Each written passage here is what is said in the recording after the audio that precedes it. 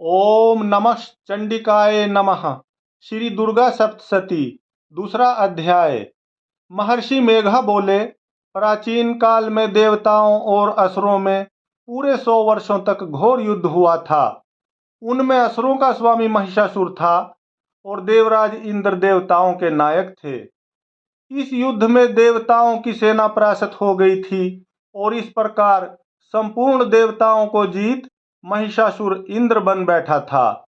युद्ध के पश्चात हारे हुए देवता प्रजापति श्री ब्रह्मा जी को साथ लेकर उस स्थान पर पहुंचे जहां पर कि भगवान शंकर विराजमान थे। देवताओं ने अपनी हार का सारा वृतांत भगवान श्री विष्णु और शंकर जी से कह सुनाया। वह कहने लगे, हे प्रभु, महिषासुर सूर्य, इंद्र, अग्नि, वायु, चंद्रमा, यम, वरुण तथा अन्य देवताओं के सब अधिकार छीनकर सबका अधिष्ठाता स्वयं बन बैठा है। उसने समस्त देवताओं को स्वर्ग से निकाल दिया है। वह मनुष्यों की तरह पृथ्वी पर विचर रहे हैं। दैत्यों की सारी करतूत हमने आपको सुना दी है और आपकी शरण में इसलिए आए हैं कि आप उनके वध का कोई उपाय सोचें। देवताओं की बातें सुनकर भगवान श्री विष्णु और शंकर जी को दैत्यों पर बड़ा गुस्सा आया। उनकी भौहें तन गई और आंखें लाल हो गई। गुस्से में भरे हुए भगवान विष्णु के मुख से बड़ा भारी तेज निकला और उसी प्रकार का तेज भगवान शंकर, ब्रह्मा और इंद्र आदि दूसरे देवताओं के मुख से भी प्रकट हुआ। फिर वह सारा तेज एक में मिल गया और तेज का पुंज वह ऐसे दिखता था जैसे कि जाज्वल्यमान पर्वत हो। देवताओं ने देखा कि उस पर्वत की ज्वाला चारों ओर फैली हुई थी और देवताओं के शरीर से प्रकट हुए तेज की किसी अन्य तेज से तुलना नहीं हो सकती थी। एक स्थान पर इकट्ठा होने पर वह तेज एक देवी के रूप में परिवर्तित हो गया और अपने प्रकाश से तीनों लोकों में व्याप्त जान पड़ा। वह भगवान शंकर का तेज था। उससे देवी का मुख प्रकट हुआ। यमराज के तेज से उसके सिर के बाल बने। भगवान श्री विष्णु के तेज से उसकी भुजाएं बनी।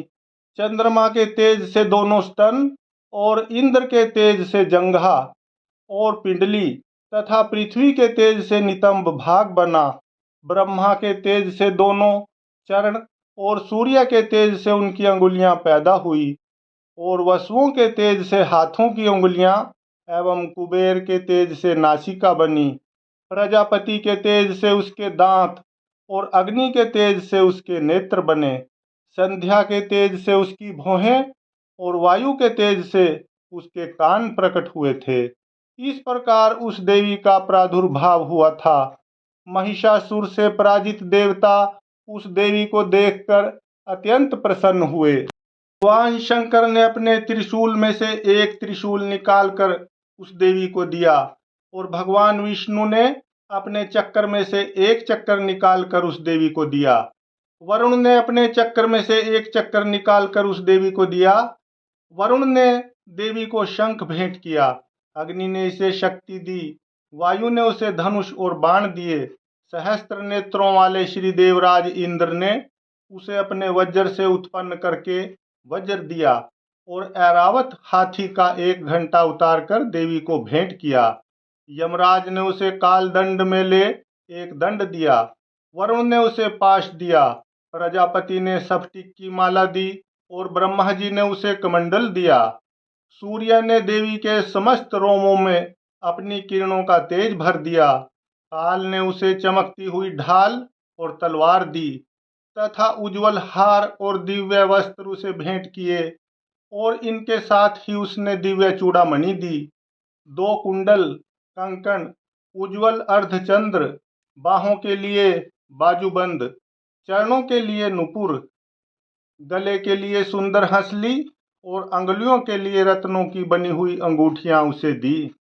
विश्वकर्मा ने उसको फरसा दिया और उसके साथ ही कई प्रकार के अस्त्र और अभेद कवच दिए और इसके अतिरिक्त उसने उसे कभी न कुम्हलाने वाले सुंदर कमलों की मालाएं भेंट की।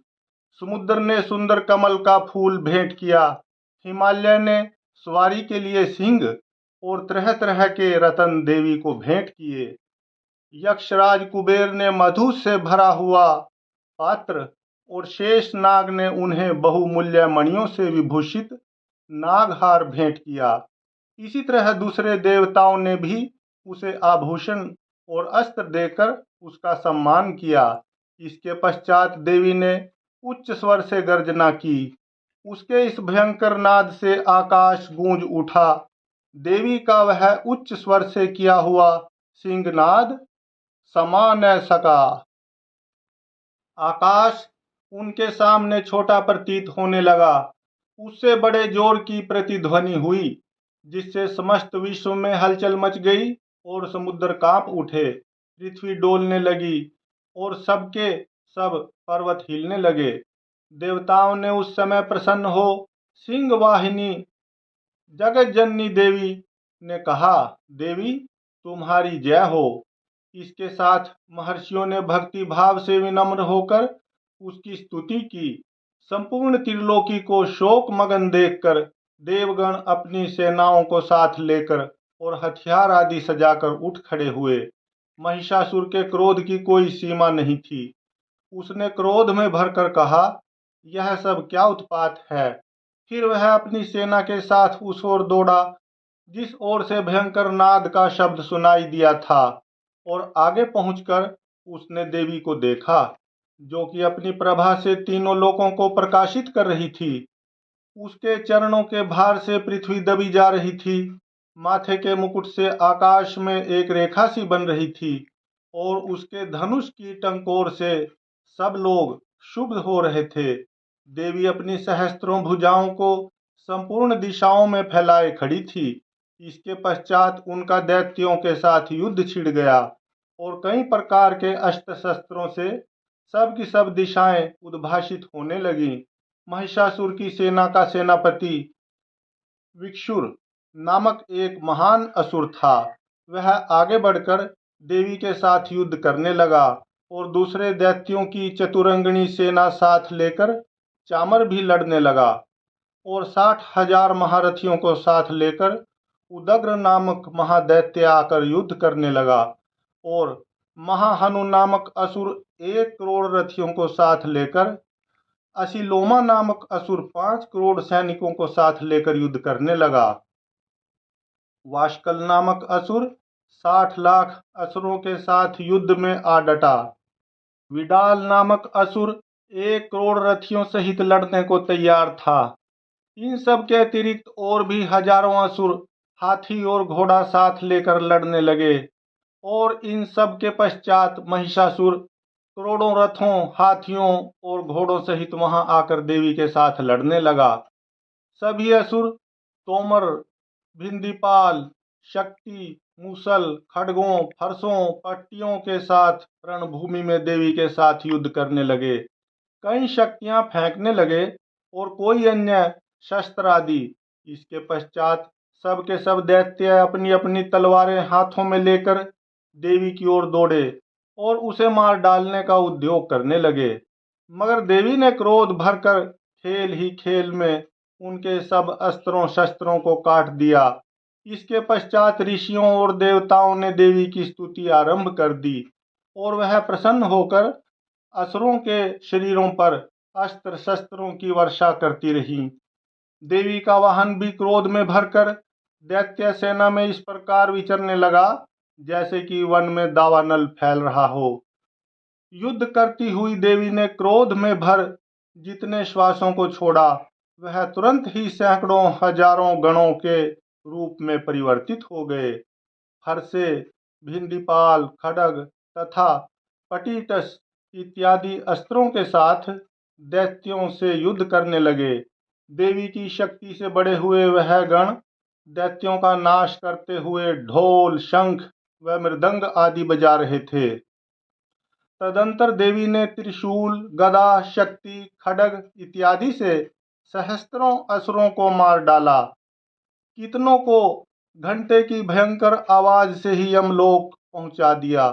कितने ही असुरों को उसने पास में बांधकर पृथ्वी पर धर घसीटा, कितनों को अपनी तलवार से टुकड़े टुकड़े कर दिए और कितनों को गदा की चोट से धरती पर सुला दिया। कई दैत्य मूसल की मार से घायल होकर रक्त वमन करने लगे और कई शूल से छाती फट जाने के कारण पृथ्वी पर लेट गए और कितनों की बाण वर्षा से कमर टूट गई।